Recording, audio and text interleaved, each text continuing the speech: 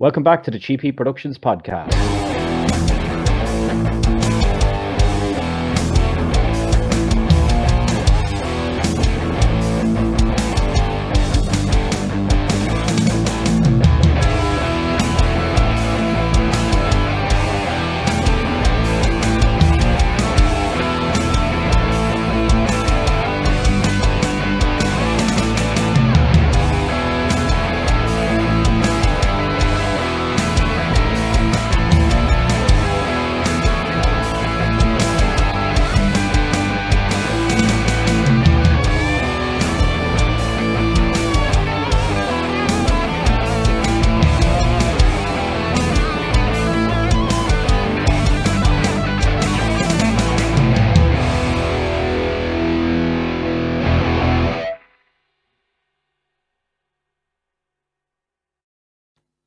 Okay, welcome back to the show. How are you doing, Richie? It's Richie Ramone, Okay, today's guest. Doing real good. That was some fancy introduction there. Yeah, it was pretty over the top, I think is the word for it. What do you think of that riff there? I like it. Yeah, my you? friend. No, my friend Kevin has got a band, and he wrote that. So they formed the band. They formed the band last year, but they haven't got to play a show yet because of the restrictions over here. So I'm trying to push him into doing a few shows over here. Okay. How was the last 18 months or so been for you? Oh, I don't know. At the beginning of this, we were in Germany, and we were forced to come home, like in March of 2020, mm-hmm. and it was going really good. We did like 7 shows out of 35. So that was a problem, but and then I didn't do too well. It was kind of weird for me, sitting around for so long. I didn't get motivated. But it's gotten a lot better since January this year. So. Yeah. And I've seen you've got your American tour coming up in October. Are you confident that can go ahead? Cancelled? Because I was just on your website and that had previously been cancelled before as well. Yeah. Yeah, it's postponed again because of the COVID. There's a big outbreak again here in the States, and I don't know. I just don't want to put any kids at risk unnecessarily, and it's hard enough to tour, and this thing just makes it even worse, So we can wait another couple months, and we'll wait till next year. And then we'll be I should be doing Europe next August, so we'll be in Ireland next August. So that's what I'm planning on. You coming to Ireland? Yeah. Playing in Dublin? Yes. Okay, very good. And I've seen that you guys have got a load of dates there in Central Europe, in Germany, and different places as well. Is that a carry-on from the dates you missed? It'll start in August and then go to the mainland over there. So that's usually like a 7-week tour. It's a big one. Yeah. But, and do you love being on the road? Yeah, I like it. I just love meeting all the kids and everything, and eating the different foods of the world. It's really enjoyable for me. And as gruesome and difficult as it is, because we're a smaller DIY band. I still enjoy it. So otherwise I wouldn't bother anymore. But I really still enjoy it. Yeah. Is there anywhere on your bucket list to play that you haven't played yet? Paris. I haven't played Paris. I just can't find a promoter there who wants to deal with me or anything, I don't know. I guess maybe there's not such a good scene there. But I played pretty much all over the world, I don't know many places that I missed. Yeah. But I know I haven't played Paris. I played in France, but not Paris. Have you got to play in Japan? Yes. I've been there. Yeah. I've been there a few times. That's great, Australia, New Zealand, we've been there. Those are long flights to get there. Mm-hmm. And very expensive to get there, So we don't go there that often, but we have been there a couple of times. Yeah. So when you go to Europe, it's a lot logistically easier, especially on mainland Europe, to get from country to country. To use tour bus? Yes. Yeah, I'd that's rather, and then once in a while fly, like, you may fly to Spain or something like that and come back. But, when I go to South America, you're in the airport every day, and that's even worse. You're up in the morning, going fly everywhere. At least in the bus, it's easier, yeah, yeah, and and the rides flying it. aren't, they're not too long, especially through Germany and everywhere. There's a lot of cities along the way. Yeah, and how big a crew would you guys have to come with you to say a typical Just the band, European? just the band, and the road manager and a driver. We really don't bring roadies because the equipment's pretty much there. You know, the back line is there already Yeah, set. So, and probably the opening band will either use theirs or we'll have it set up. So they just have to plug in. So, yeah. yeah. And have you got your support bands and everything set up for this tour in Europe? Not yet, no. Yeah, But I have an idea of like two or three bands, possibly. yeah. With this COVID situation, and I want to get off talking about it at the moment, but do you think there's going to be a massive I know. hunger from people to go back to gigs? Well, they're going back. A lot of bands are going back to gigs now. You know, Hmm. I know friends in bands like the Queers and a lot of bands who are doing tours right now. Teenage Bottle Rocket. I just I was on the beginning of it, and I'm just gonna wait till the end longer. But um, this it seems like right now the people are eager to go out. But I'm not gonna go out there and sing and then to an audience that has to wear a mask or one of those weird situations. This doesn't make sense to me. A punk rock show is about the audience. They got to be able to scream and yell in my face like I yell in theirs. And Yeah, without that, that's why I've never done like one of these um, virtual gigs where you just perform. It would be boring. Who wants to look at an old guy just standing there singing with no audience in his face? It doesn't work. So, um, you got to pick and choose what's right. So right now I'm focusing on new music. We got another single coming out, and try to wrap up this record by the end of the year. So that'll come out sometime next year to coincide with the European tour. So, and that's it. So that's the plan on the music end of things. If we kick it yeah. back a bit to where you began, and Okay.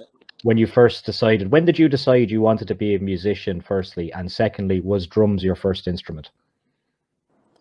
Yes, drums are my first instrument, and I was young, probably 6, 7 years old, probably. Yeah, I always used to bang on my chest and want to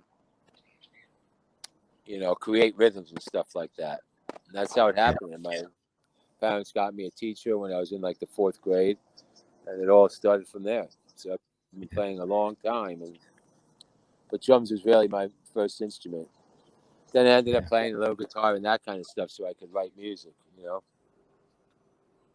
What do you think the main difference is now between, let's say, when you were touring in the 80s with the Ramones and to going on tour now? What's the main difference in people and just in general in the business?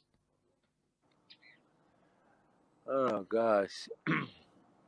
Well, the business side, the touring side is pretty much the same. I mean, the Ramones toured on a bigger level than what I do. Hmm.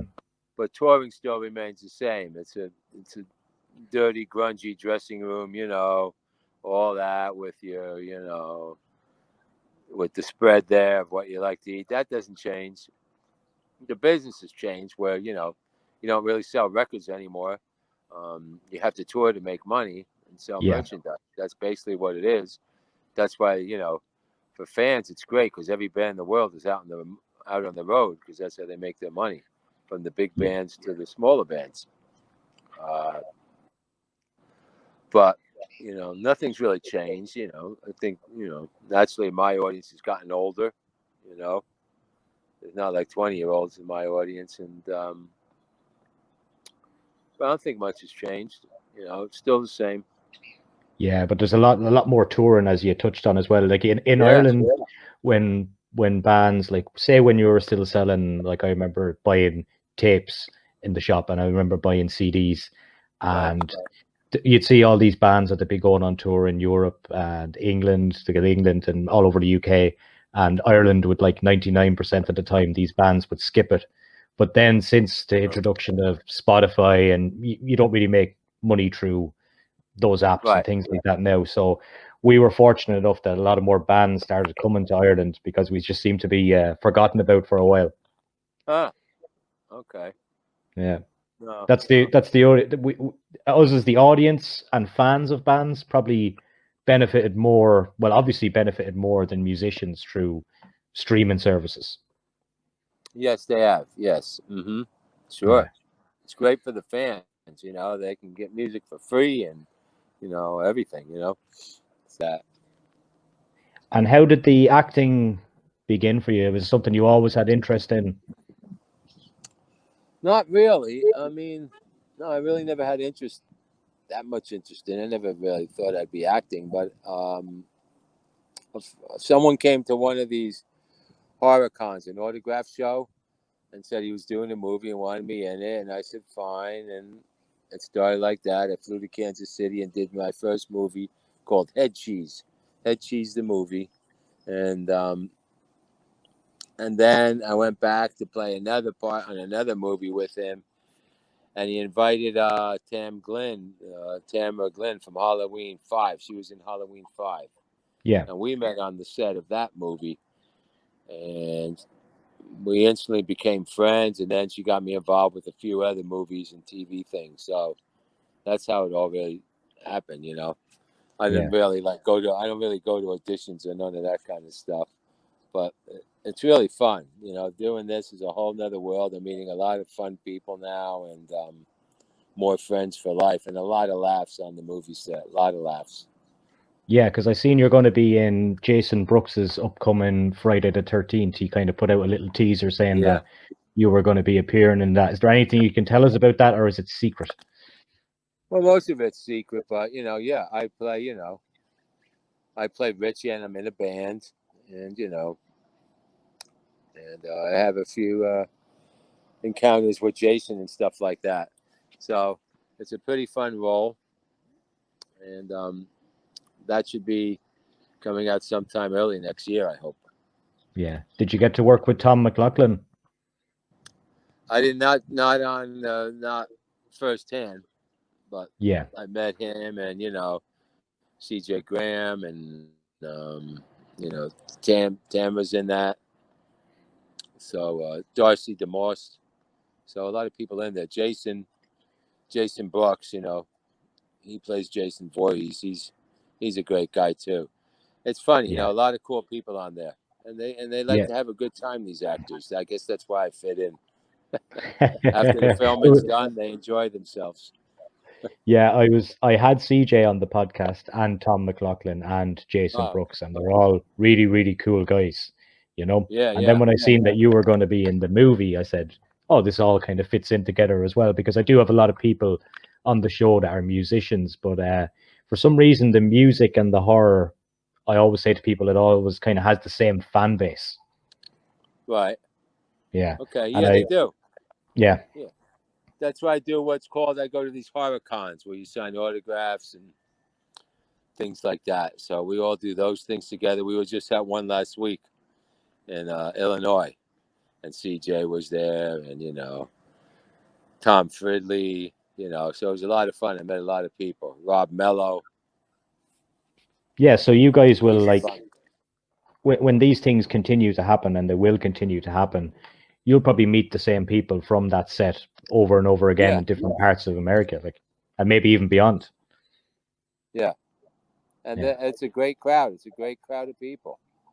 Really respectful and really fun, and watch each other's back. No head trips or stardom weirdos or nothing like that. Just regular people, which is what I'm after. Okay, cool. I'll kick into the next part. I was just going to ask you was just about what plans you have for the future. Obviously, they're kind of at the moment you don't really know, and you're just waiting for the pandemic to play out, and just where we can find you on social media and your websites and merch. Well, richieramone.com is my website. You can find out everything there. We're going to do more touring. I'm going to be in the studio. And I'm just trying to live in the moment rather than live like too far out in the future. That's one of my problems. I don't enjoy the moment enough. I probably do an audio book, which I'm excited about. Well, I'll read it, which will be really cool for the fans. So I'm going to do that and try to stay busy. And hopefully we get out of all this and things get back to, having a little more fun, I could start traveling again without worrying about anything. Yeah. So might see you in Ireland then for a pint of Guinness, maybe. Oh, yeah, totally. Yeah. Man, it was an absolute pleasure to talk to you today. Okay. Thanks so much. I appreciate it. And make sure richieramone.com, you see everything. And you can get my T-shirts and all that fun stuff on there if people want to go on there. And you'll get the latest news and the latest videos. Okay? Thanks a lot, man.